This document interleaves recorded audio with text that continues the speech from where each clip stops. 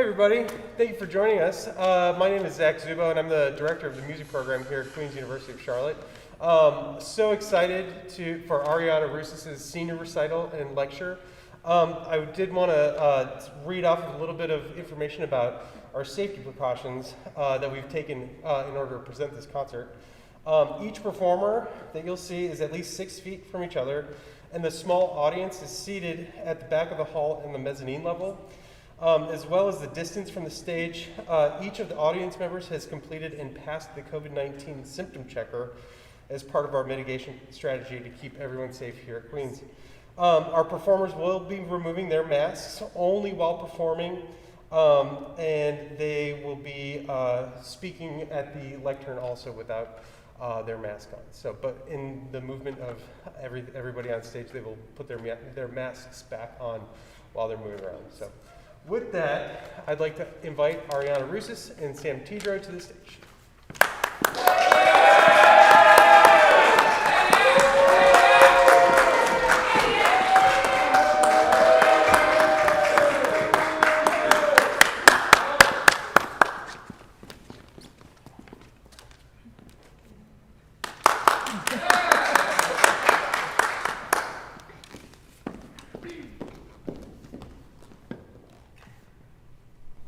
Good afternoon. My name is Arianna Roussis, and welcome to my senior recital. Thank you so much for my friends and family who are here, and everyone tuning in at home. My voice teacher and I spent a semester exploring the history of musical theater, which meant going back about 100 years. I watched landmark musicals, listened to songs from many more, and read about the history of musical theater. At the turn of the century, and I mean the 1900s, the types of musical dramas being performed were primarily operas, operettas, and musical comedies.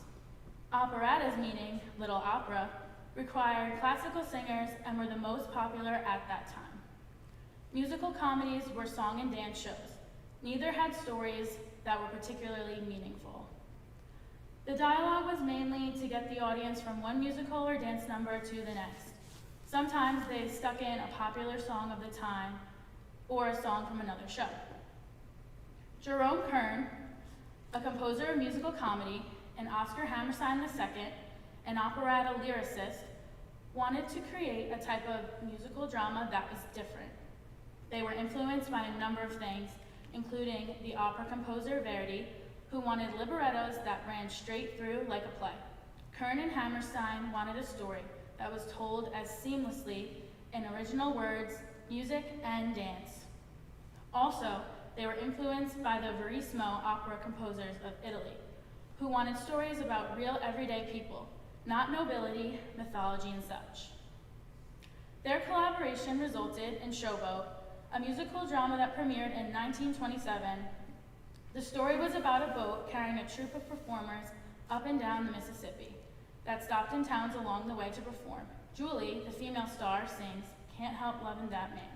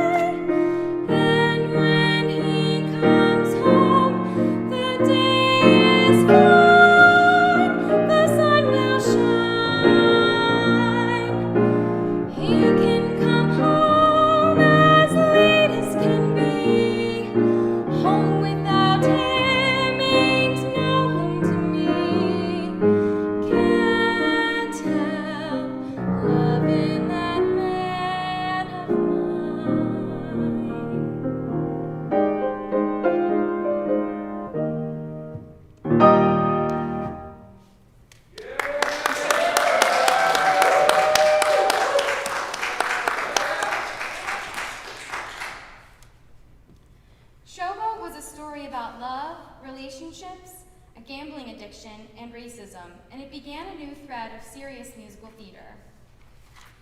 This thread was not picked up again until Richard Rodgers and Oscar Hammerstein II picked it up in 1943 with Oklahoma. Rodgers and Hammerstein are a famous team that created musicals with personal stories before a larger backdrop, like The Sound of Music, which tells the story of the von Trapp family as the Nazis take over Austria. Other Rodgers and Hammerstein musicals include South Pacific, Carousel, and The King and I.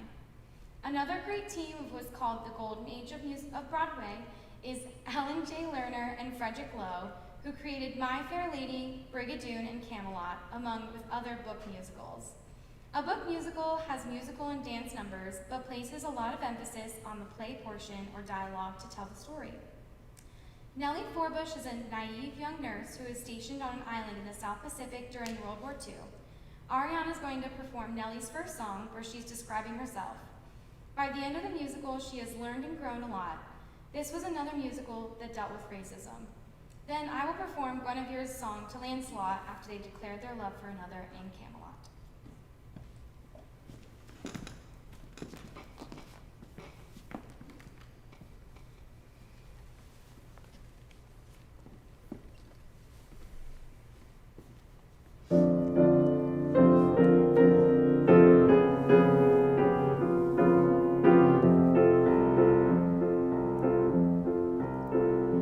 When the sky is a bright canary yellow,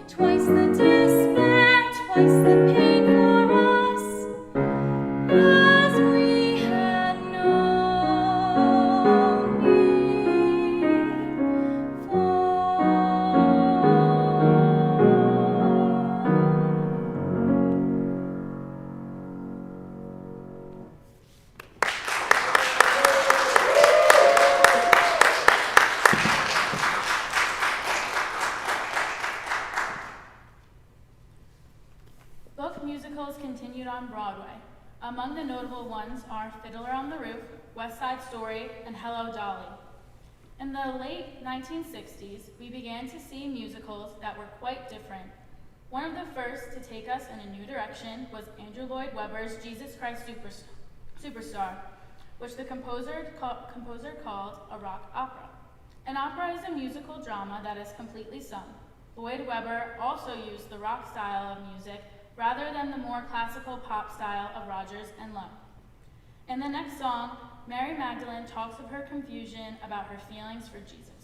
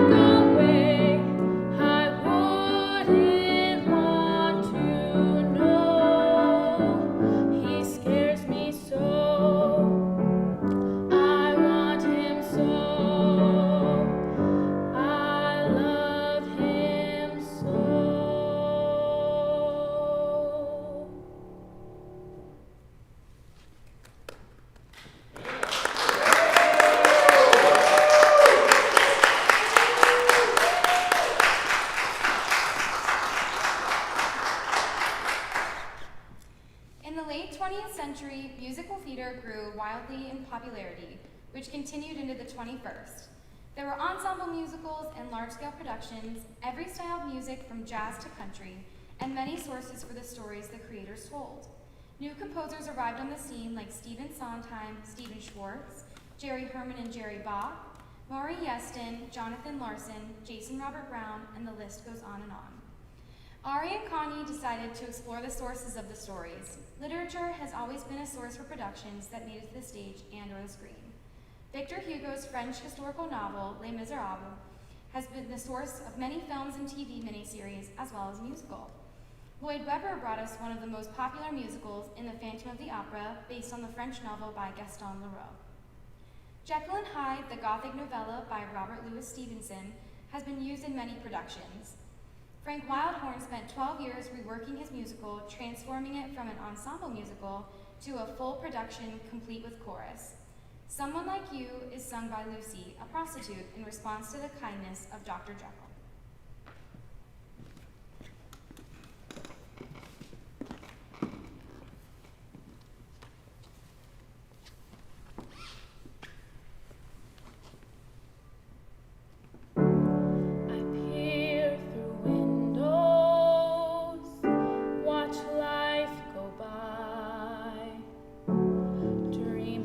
Tomorrow and wonder why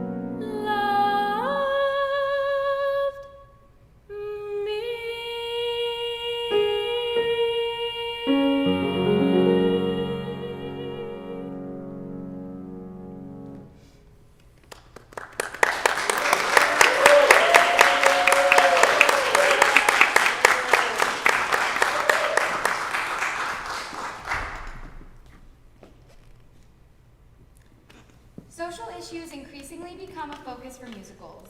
Avenue Q is an interesting musical in the Sesame Street style with puppets interacting with humans, but it's a far cry from the children's show. It deals with social issues such as racism, homosexuality, and internet porn. The next song deals with a very popular subject, love.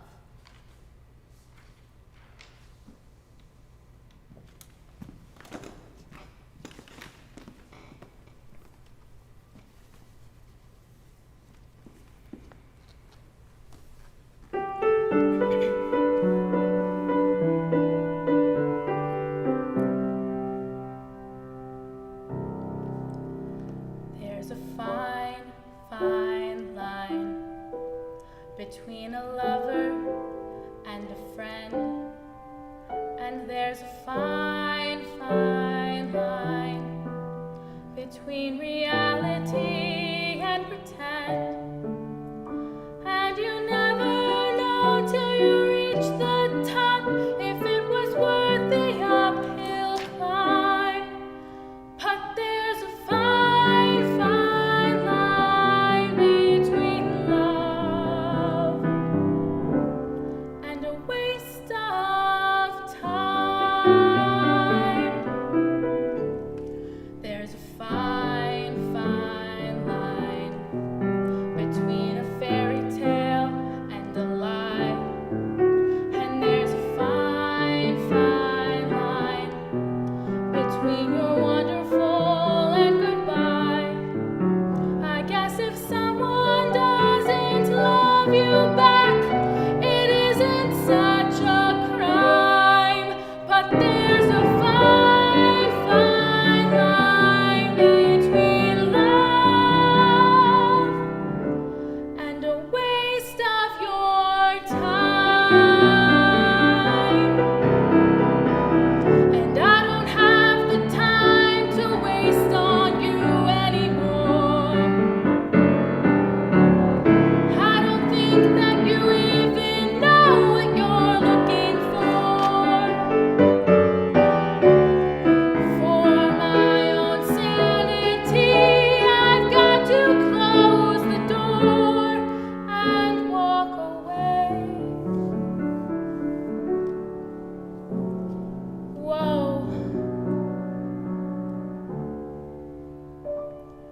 There's a fine, fine line between together and not. And there's a fine, fine line between what you wanted and what you got. You gotta go after the things you want while you're still in your prime.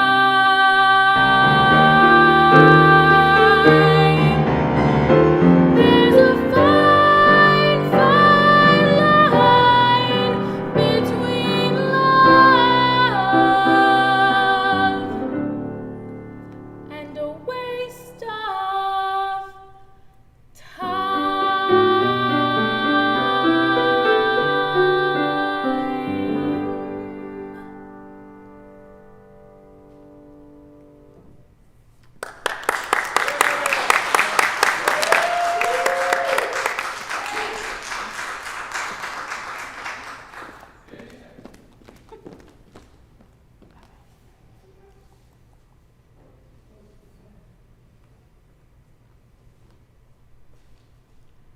Puccini's La Boheme became Rent, his Madama Butterfly became Miss Saigon, and Verdi's Aida became, well, Aida.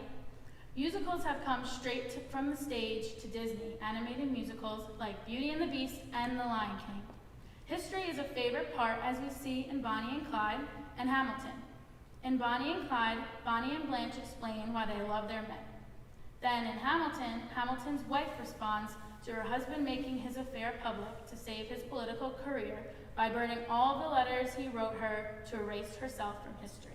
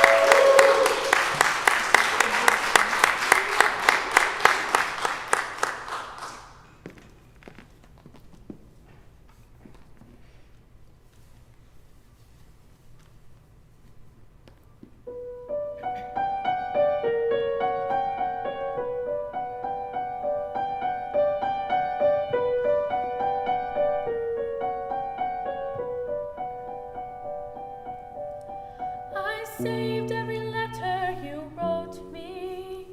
From the moment I read them, I knew you were mine. You said you were mine. I thought you were mine. Do you know what Angelica said when we saw your first letter arrive? She said, be careful with that one, love. He will do what it takes to survive. You and your words flattered my senses. Your sentences made me defenseless. You built me palaces out of paragraphs. You built cathedrals. I'm rereading the letters she wrote you. I'm searching and scanning for answers in every line, for some kind of sign that when you were mine, the world seemed to burn.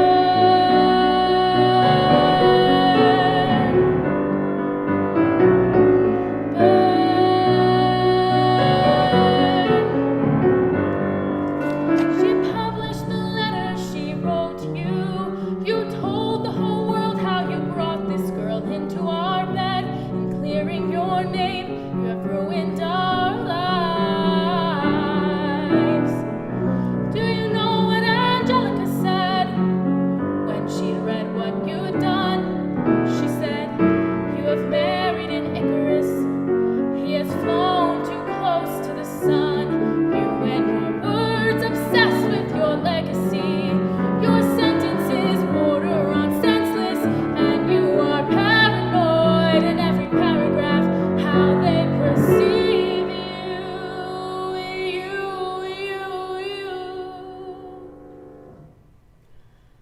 I'm erasing myself from the narrative. Let future historians wonder how Eliza reacted when you broke her heart. You have torn it all apart, and I'm watching it burn. Watching it burn. The world has no right to my heart. The world has no place in our bed. They don't get to know what I said. I'm burning the memories, burning the letters that might have redeemed you. You forfeit all right to my heart. You forfeit the place in our bed. You'll sleep in your office instead, with only the memories of when you were mine.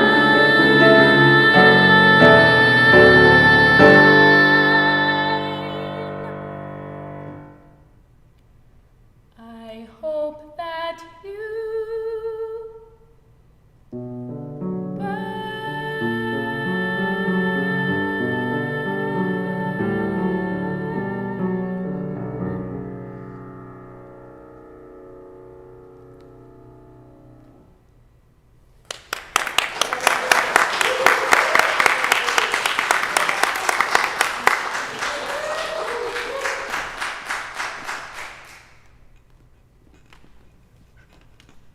And now we're back to everyday people and their lives. Frank Wildhorn wrote Civil War, exploring the war through the Confederate, Union, and slave perspectives. In a chorus line, Michael Bennett's interviews with gypsies, the young singer-dancers that go from show to show performing in the chorus, become the basis for the story. Waitress is a first film, then a musical. This song is sung by Dawn, who has started to try online dating.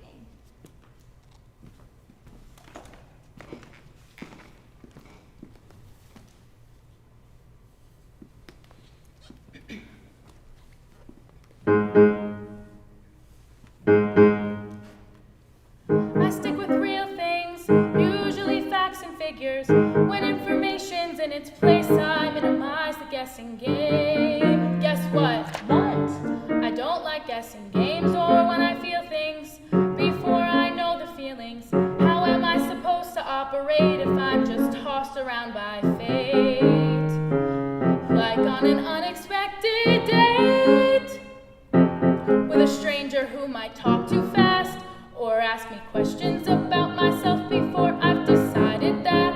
He could ask me questions about myself. He might sit too close, or call the waiter by his first name, Oreos, but eat the cookie before the cream. But what scares me the most, what scares me the most, is what if when he sees me, what if he doesn't like it, what if he runs the other way and I can't hide from it?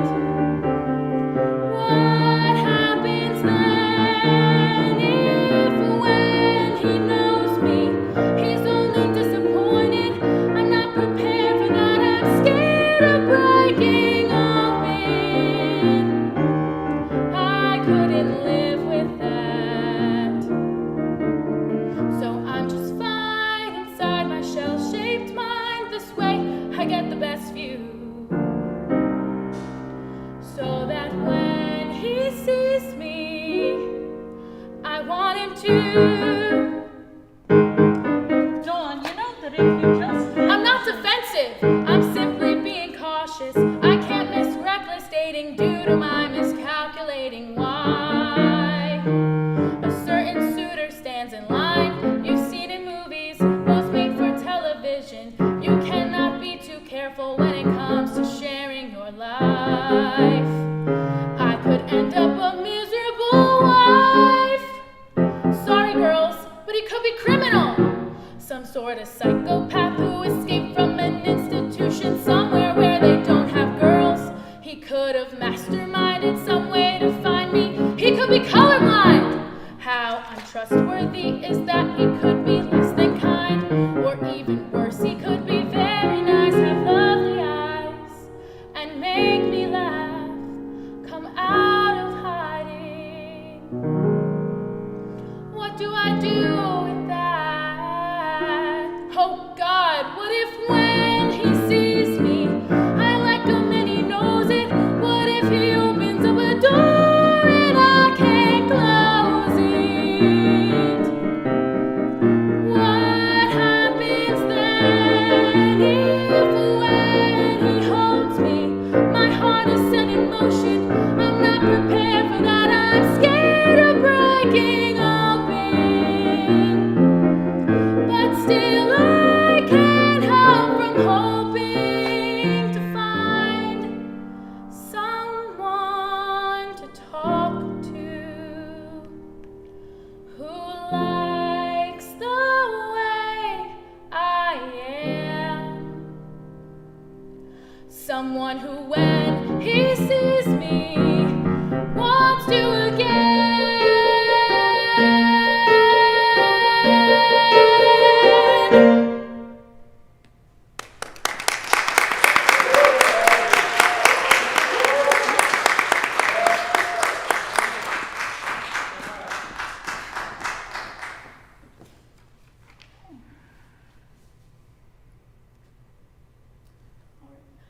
Before Sam and I perform our last song, I just want to say thank you again for my family and friends for being here, and to those of you who have tuned in. Thank you to my parents for being so supportive throughout my entire journey. I truly don't know who's more excited about graduation, me or my dad. It's probably me though. Another thank you to all my professors for teaching me and inspiring me, even when I want to give up. Especially my voice teacher, Connie. She believed in me even when I didn't believe in myself, and I would not be here finishing my degree if it wasn't for her. I definitely owe her a drink or like 10. Thank you to our university's wonderful accompanist, Brenda. It has been so fun getting to work with you this semester, and I'm so appreciative of all the hard work that you do for us. Last but certainly not least, thank you to Sam. Sam actually graduated 2 years ago, but we figured it was only fair if I was finishing my degree that she would have to be part of it. Even though our journey started at the same time, but ended differently, we are both ending our educational career at the same time. While I'm finally graduating, Sam just passed her boards and is now officially a board-certified music therapist. Round of applause for that. Sam and I performed for good at her senior showcase, so we thought it was only fitting that we perform it at mine. Here's to the end of an era, and thank you all again.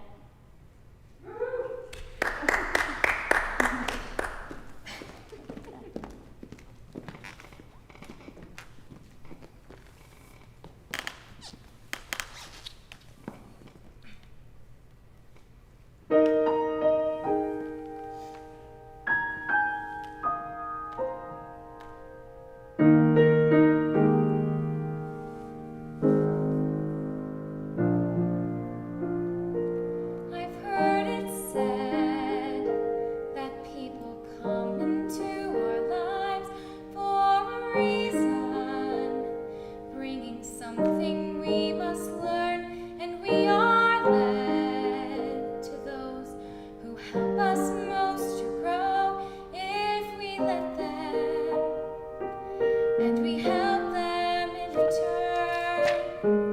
Well, I don't know if I believe that's true, but I know I'm who I am today because I knew you. Like a comet pulled from orbit as it passes the sun, like a stream that meets a boulder halfway through the wood. Who can say if I've been changed for the better? But because I knew you, I have been changed for good. It well may be that we will never meet again in this lifetime. So let me say before we part, so much of me is made of what I learned from you. You'll be with me like a hand